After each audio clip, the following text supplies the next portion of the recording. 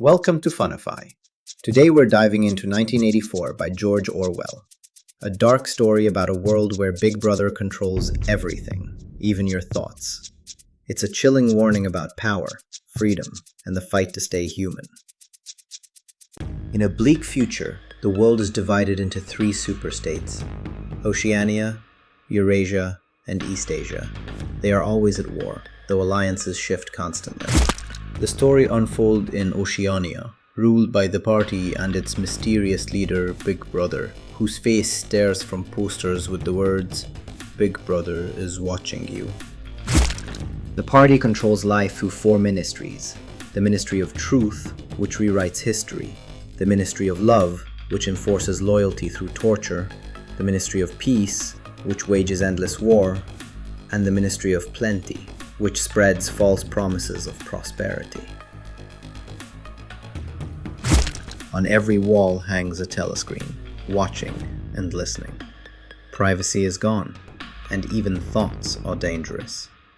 The thought police hunt down any sign of rebellion. On every wall hangs a telescreen, watching and listening. Privacy is gone, and every day citizens must attend the 2 minutes hate, shouting against the enemy and praising Big Brother. Hatred is manufactured. Love is forbidden. Language itself is under attack. The party invents newspeak, a reduced language designed to make rebellious thoughts impossible. If words for freedom disappear, then freedom itself cannot be imagined. The party's slogan echoes everywhere. War is peace, freedom is slavery, ignorance is strength. Winston Smith, a weary clerk at the Ministry of Truth, spends his days falsifying past records so the party is always correct. If the party says they are at war with Eurasia, history is rewritten to prove it. But deep inside, Winston doubts.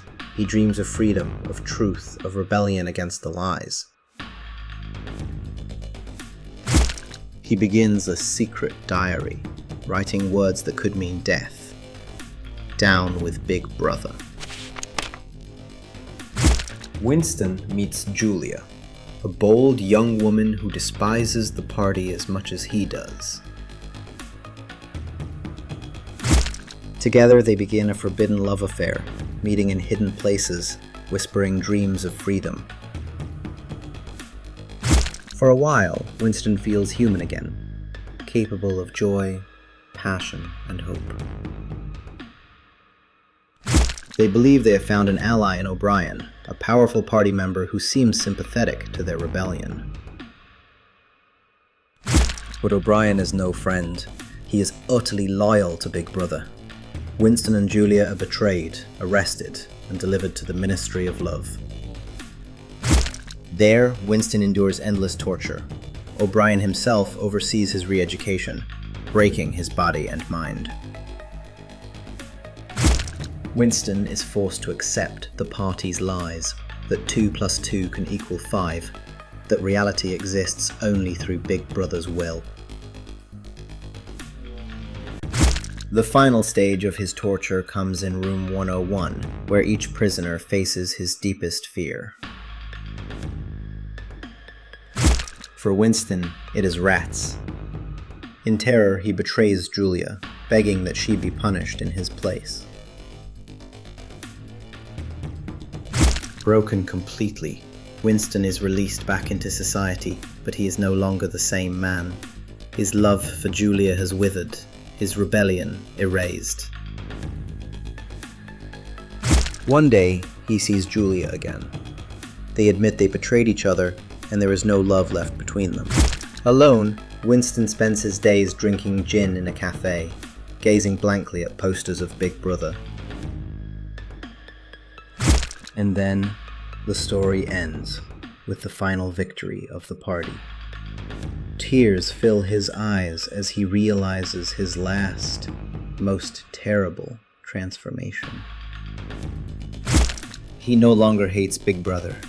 At last, Winston loves Big Brother. And that was George Orwell's 1984, a novel that continues to shake readers even today. It's more than just a story, it's a warning about how easily truth can be twisted and freedom can disappear if we stop paying attention. Winston's struggle may feel dark, but it leaves us with an important question.